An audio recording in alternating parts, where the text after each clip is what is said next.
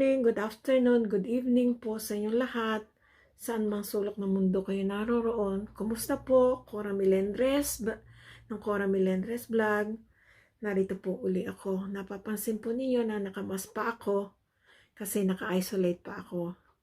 Tsaka wala po yung aking stress reliever. Nag-sleep over po sa kanyang mami. Sino po ba tinutukoy ko? Kundi ang aking makulit na aso na si Casper.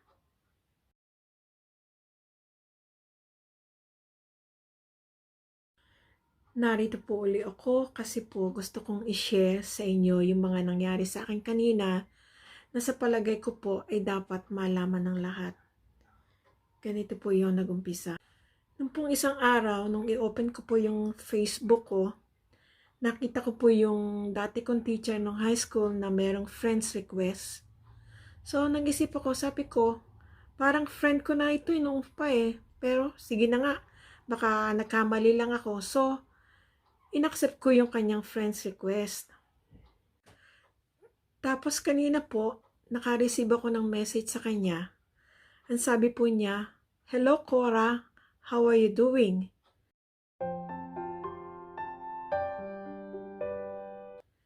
Sabi ko sa sarili ko, ay, nag-message sa akin si ma'am.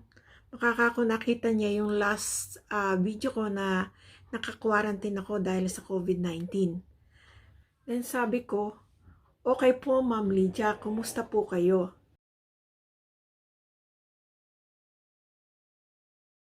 Ito po yung sagot niya. Okay, I'm doing good and extremely happy for my life. Have you heard about the good news that just happened to me recently? I said, no ma'am, what is it? And he said, I'm just wondering if you have heard about the green energy the federal government Department of Workers and Retired Compensation Appeals Board grant?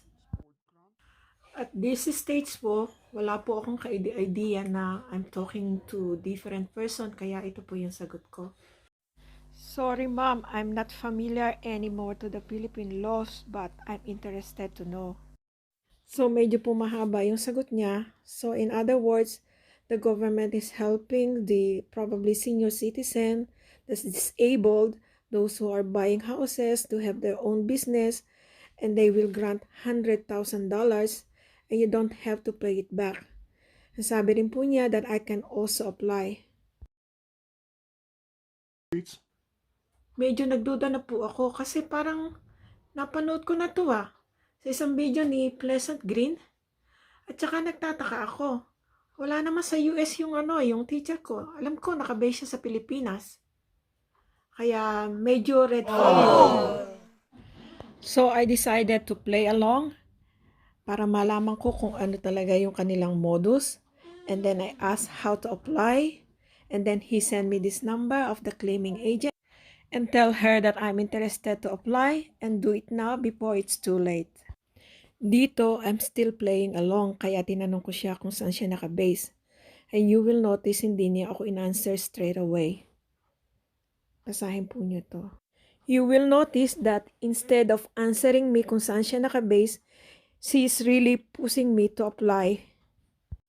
Pero kinulit ko pa rin siya. Dito mapapansin niyo na ang grammar niya mali. Sinagot niya, I'm in US and she is still pushing me to apply.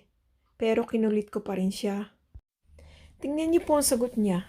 Tinatanong ko siya kung saan sa US. Ang sagot ba naman niya the US is divided into 50 states and one federal district. Washington DC is the capital city. Another red flag. Oh! Sinabi ko rin po kunyari, I'm interested dun sa $100,000. Dito kunyari naniwala ako na she is from Washington DC. And she's still pushing me to apply for the grant. Here you will notice from his English that he is not from America. I even asked him, how will I know that this is not a scam? Instead of answering me, he said, have you done that yet? I said, not yet. And she said, why? Should I give you the link? I said, okay.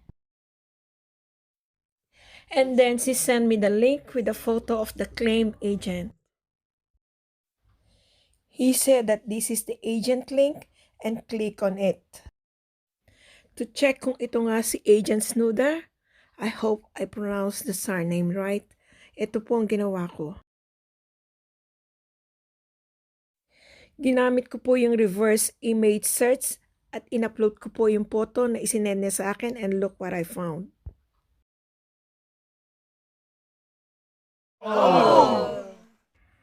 So, nakita po natin using this reverse image search, napatunayan natin na yung photo niya na isinend na may pangalang Agent Snooder, ang tunay na pangalan pala ay Barbara Brundage na isang professional real estate broker sa New York.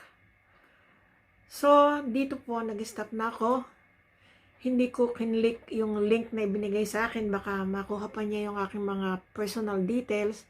Pati po yung number na isinend niya na mag-text ako, hindi ko rin ginawa. Kasi alam po natin na scam na to.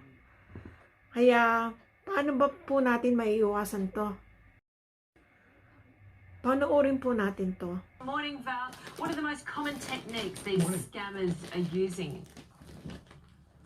Well, wow, $52 million is so much money. But yeah, the two most common phone scam types are Wangiri scams, or they're also called one ring and drop scams, as well as call spoofing. A Wangiri scam is when you might get a call from overseas, maybe from Tunisia or some number, and they might leave a message saying to call them back. What happens is when you call them, you're actually calling a premium number, which you end up getting charged for, and then they get some money. And they can broadcast this out to millions and millions and millions of people. So the other type is the call spoofing, and that's where you might get a call from, say, the ATO, and it may even look like they're using the ATO's proper number, and that's where they might ask you for money or threaten you, say you're going to go to jail or whatever, which is another thing to watch out for. Just preying on the vulnerable, which is terrible. What can you do to prevent the calls? Well, first thing is if someone does call you, never give away any personal information, financial information, anything like that. Also, you can call them back. Say if someone says they're from the ATO, you can say, look, I'm going to call you back, and then you can look up the number online and then dial that number. So you can validate the number rather than, talking to them directly. A third thing is be careful of links too. I've been getting a lot of links sent to me in text messages, so don't ever click on those. And lastly, just don't pick up the phone. If it's not a number you recognize, just screen your calls, listen to the voice message, and decide whether you want to call them back. So